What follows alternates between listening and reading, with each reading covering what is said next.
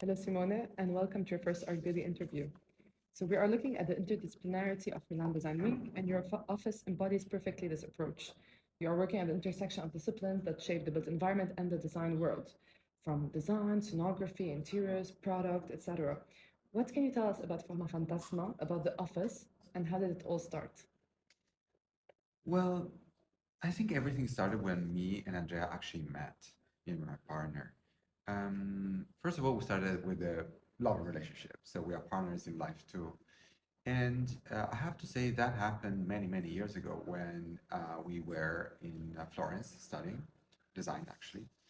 And I was actually really bored with design. It was around 2000, 2002.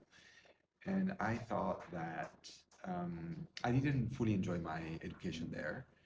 Um, I think it was too much about educating a tool for industry. And we always have felt critical. We always wanted to have our own position. And we all the time thought that the designer cannot just serve an industry and an economy, but should also do something more, should also challenge those contexts. So it started with that, and then Milan there when we moved from Italy to Holland, where we studied design there too, and Design Academy Eindhoven. And the combination of the two educations was perfect because in Italy it was a bit more academic, so sociology and semiotics, for instance, which were very important for us as disciplines. And then when we went to Holland, it was much more about intuitively also exploring materiality and things. But it was, I think, an attitude we always had to somehow realize that design sits at the intersection of many different disciplines because it is about social and ecological innovation, but at the same time, it is also about a tool for economic expansion, making desirable products. It is about also, I would almost say, I don't like to define it in this way, but a sort of level of artistic expression.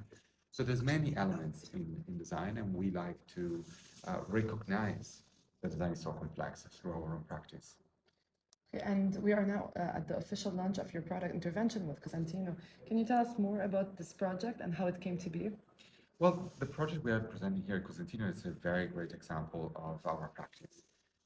When we started working together with Cosentino, we started talking about designing a slab for the kitchen, but immediately became a much larger conversation about what is possible to do to make an engineered material as sustainable as possible, which I'm not here saying that what we're presenting here is the most sustainable things in the world, but it is a process of improvement of what an engineered material is within Cosentino.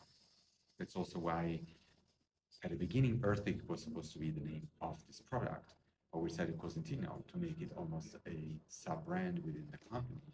So in there, they can more, with focus, explore how to even further improve the productions of engineered materials and slabs.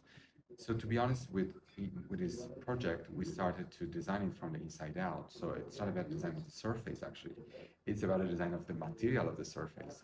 So selecting recycled materials to decrease as much as possible extracted materials from the underground.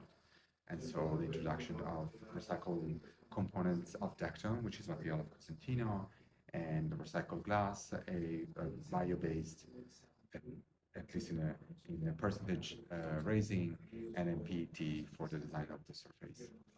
So, from this surface project with Cosentino to the conception of spaces of exhibition at Salone and at so many other things in Milan, how do you approach each one of the projects? Because obviously they're on different scales, but how would you describe your conceptual approach?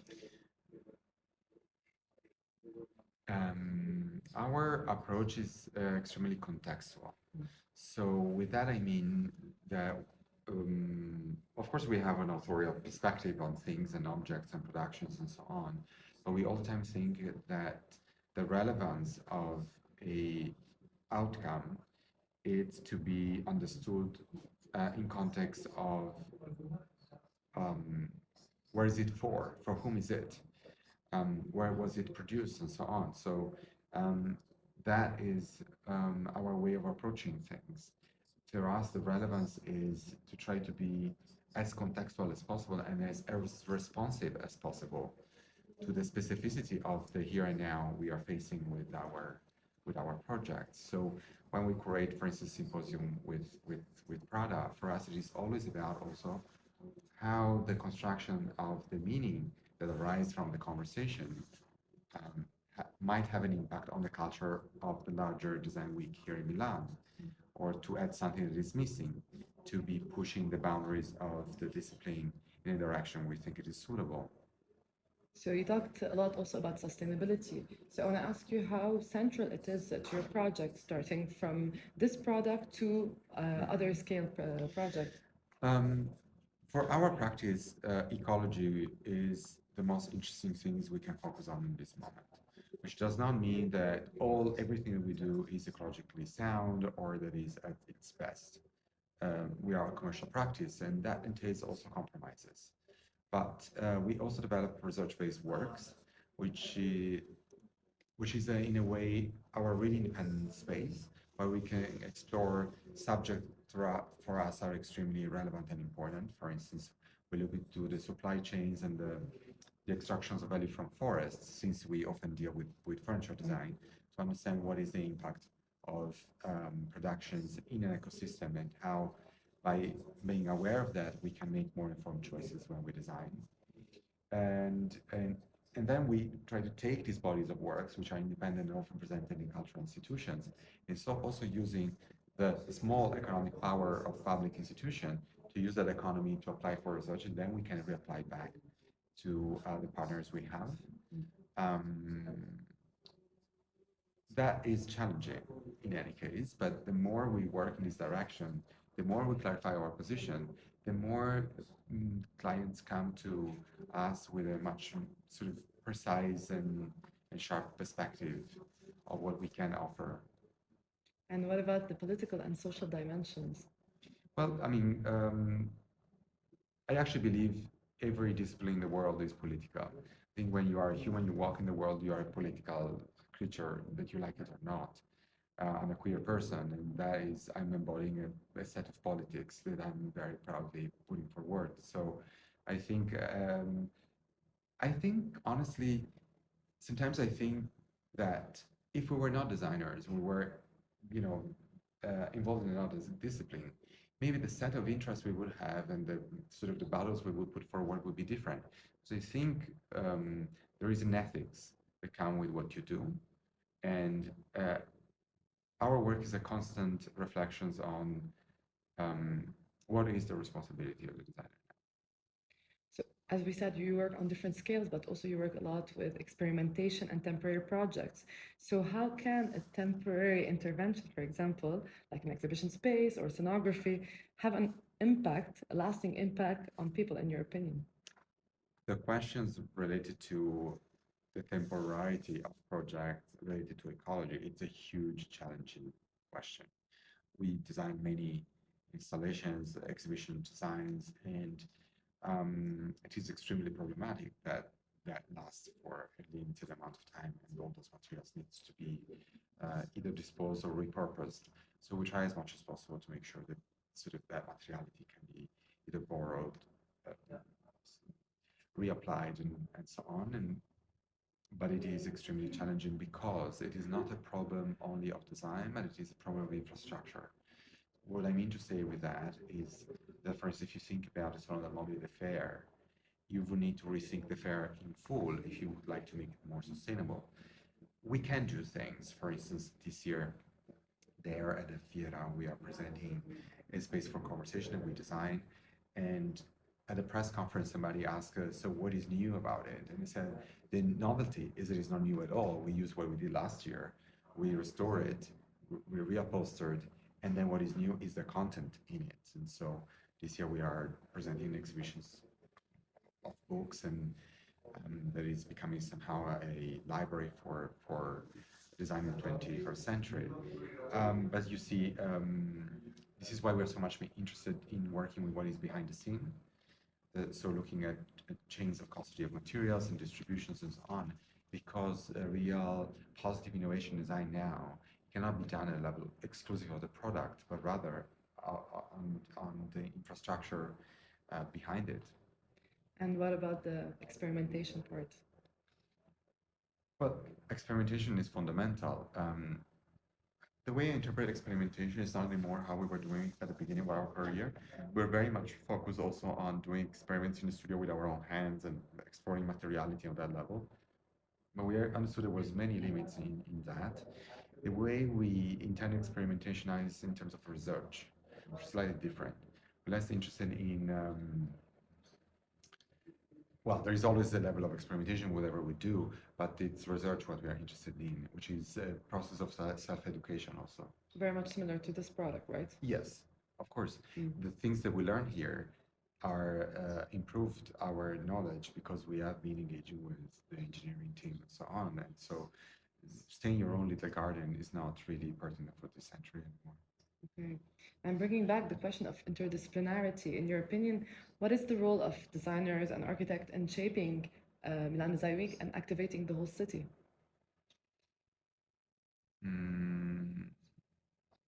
Well, there could be many roles the designers can have during the design week. Our attempt is to try to be the least stupid as possible. So to add somehow something intelligent in what we do and possibly the least self-indulgent as possible. I hate, even whenever me and I were always thinking, is this self-indulgent?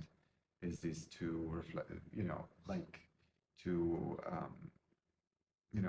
just a form of self-expression which we are really not interested in design, which does not mean you cannot start from the personal. I think you can do that, but design must put something in the world, even if it is personal.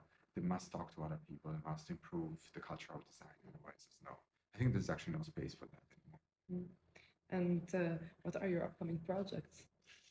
Well, I was before speaking with somebody in this moment. I'm totally stuck in the now, and I mean, we have many projects we are working on, but because we are presenting so many during Design Week, I really struggle to think ahead. I'm not even sure I want to, but for sure, many exhibition design for museums, and then some product launches, and then also consultancy for some companies, which can lead also to a presentation of a product. But often it is almost a process of constant redesign of a brief, so that you start to engage with larger questions with the clients. For instance, in this moment, we are working with a startup for cosmetics. Never thought we would do that. Where the role we have, which is super great, is to act almost as an external critical brain that look at everything the startup is doing and then criticizing it from the standpoint of ecology, on consistency of decision making, and so on. We are also planning to continue working with Artec, the company we work with, trying to improve their or enlarge more than improve their selections of wood for the production of their furniture, so to make it more centered on the needs of the forests and trees.